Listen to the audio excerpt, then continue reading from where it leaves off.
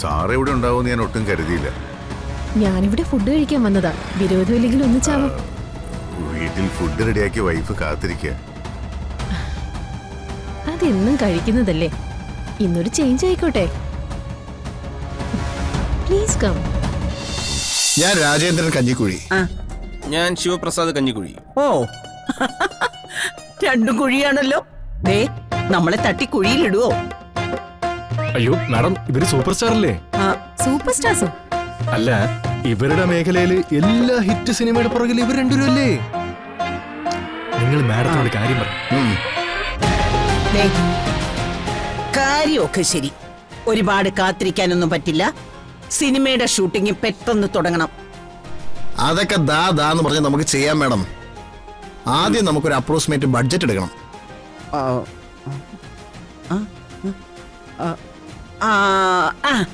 Yes. പിന്നെ എല്ലാ ഡിപ്പാർട്ട്മെന്റും divide ചെയ്ത് മറ്റൊരു ലിസ്റ്റ് തയ്യാറാക്കണം. യെസ്. ടെക്നീഷ്യനും ആർട്ടിസ്റ്റിനും അവരുടേതായ സംഘടന ഉണ്ടല്ലോ. No no.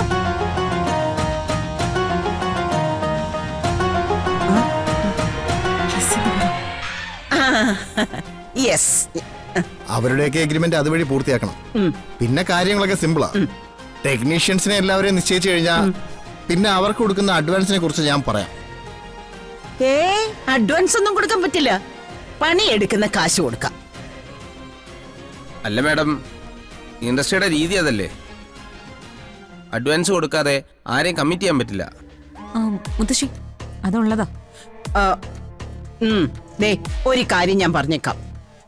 പണിയെടുക്കാൻ വരുന്നവൻ ഏതവനായാലും എന്നെയും എന്റെ മോളെയും ബഹുമാനിക്കുന്നവനായിരിക്കണം. പറ്റുമോ? പറ്റും. ഏതെങ്കിലും ഒരുത്തനെ എന്നെയോ എന്റെ മോളെയോ അവഗണിക്കുന്ന രീതിയിൽ പെരുമാറിയാൽ, അതിനി സൂപ്പർ സ്റ്റാർ ആയാലും കൊള്ളാം, അവനെ അപ്പ പറഞ്ഞു വിടണം. പറ്റുമോ?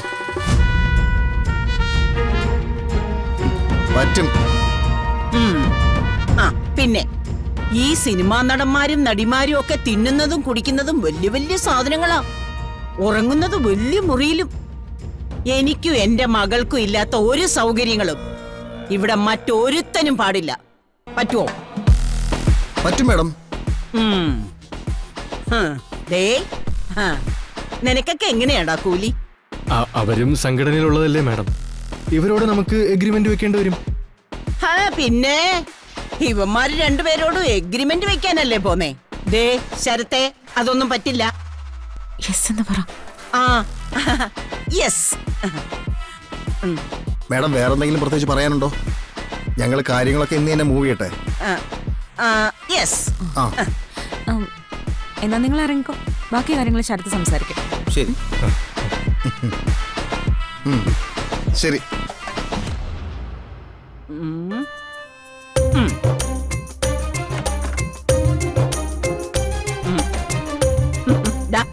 എങ്ങനെ ഉണ്ടായിരുന്നു? വലിയ കുഴപ്പമില്ല.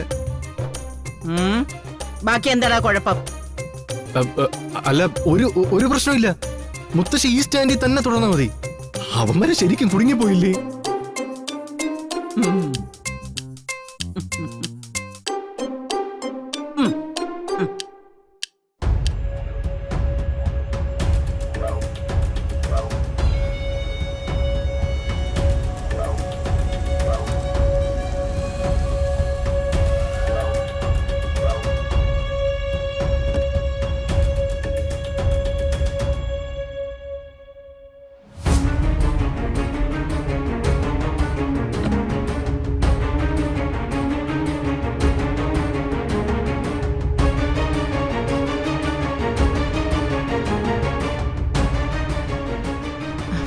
സാറാ, ഞാൻ അങ്ങോട്ട് വിളിക്കാം. എനിക്ക് വേണ്ടപ്പെട്ട ഒരാളെ കണ്ടു.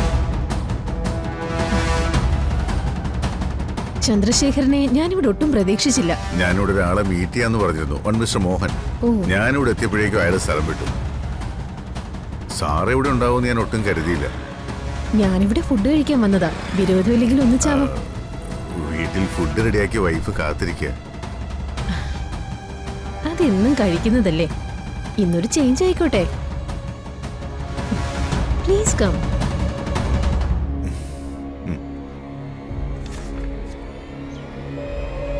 ഇവിടെ ഇരിക്കാം.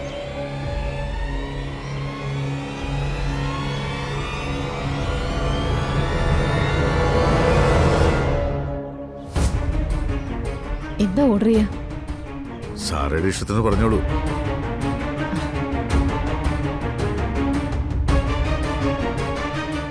എന്താ മാഡം വേണ്ടത്? ചന്ദ്രശേഖരൻ ഇഷ്ടപ്പെട്ടത് എന്താണെന്ന് വെച്ചാൽ പറഞ്ഞു. സാറയുടെ ഇഷ്ടത്തിന് പറഞ്ഞോളൂ, ഞാൻ എന്തും കഴിക്കും.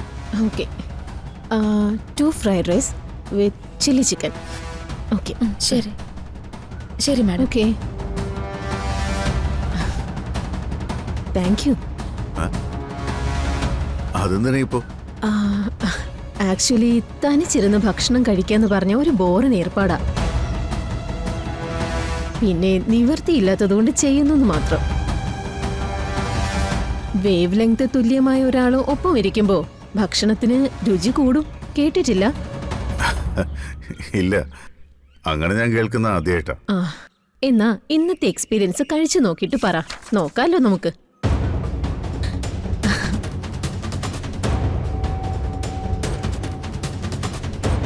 സാർ, ഒരു പേഴ്സണൽ കാര്യം ചോദിച്ചാൽ ബുദ്ധിമുട്ടാവും. എന്തിന്? നമ്മളിപ്പോ വളരെ അടുത്തില്ലേ. ചന്ദ്രശേഖരനെ എന്നോട് എന്തും ചോദിക്കാം. നമ്മൾ നേരിട്ട് പരിചയമില്ലാതെ തന്നെ സാറ് എന്നെ ഒരുപാട് ഹെൽപ്പ് ചെയ്തു. ഇന്ന് ഞാൻ നിൽക്കുന്ന പൊസിഷനിലേക്ക് എന്നെ എത്തിച്ചു. എനിക്ക് സാറെ കുറിച്ച് ഡീറ്റെയിൽസ് ഒന്നും അറിയില്ല. ബെഞ്ചമിനോട് ഞാൻ ചോദിച്ചതുമില്ല. സാറയുടെ ഫാമിലി ഞാൻ പറഞ്ഞല്ലോ, തനിച്ചിരുന്ന് ഭക്ഷണം കഴിക്കുന്നത് ബോറാ. കുറെ കാലമായി ഞാൻ തനിച്ച. എൻ്റെ 23-ാം വയസ്സിൽ എൻ്റെ വിവാഹം കഴിഞ്ഞു. കഷ്ടിച്ച് 1 മാസം നീണ്ടുനിന്ന ദാമ്പത്യം. എന്തുപറ്റി? അയാളൊരു മനുഷ്യനെ അല്ലായിരുന്നു. എനിക്ക് ഇന്നുള്ള ധൈര്യമൊന്നും 23-ാം വയസ്സിൽ കാണില്ലല്ലോ. ചുരുക്കി പറഞ്ഞ ഒരു ക്രിമിനൽ. എന്നെ ഒരുപാട് ദ്രോഹിച്ചിട്ടുണ്ട്. കൊല്ലാൻ വരെ നോക്കി. സത്യം പറഞ്ഞ ഓരോ രാത്രിയും ഞാൻ ഉറങ്ങിയിരുന്നത് പിറ്റേ ദിവസം ഞാൻ ഉണ്ടാവില്ലെന്ന് കരുതിയ. പിന്നെ ഞാനൊരു കടുത്ത തീരുമാനം അങ്ങെടുത്തു. പിരിഞ്ഞു. അതുകൊണ്ടാ ഞാനിപ്പോ ചന്ദ്രശേഖരന്റെ മുന്നിലിരിക്കുന്നത്. സോറി, എനിക്കറിയില്ലായിരുന്നു.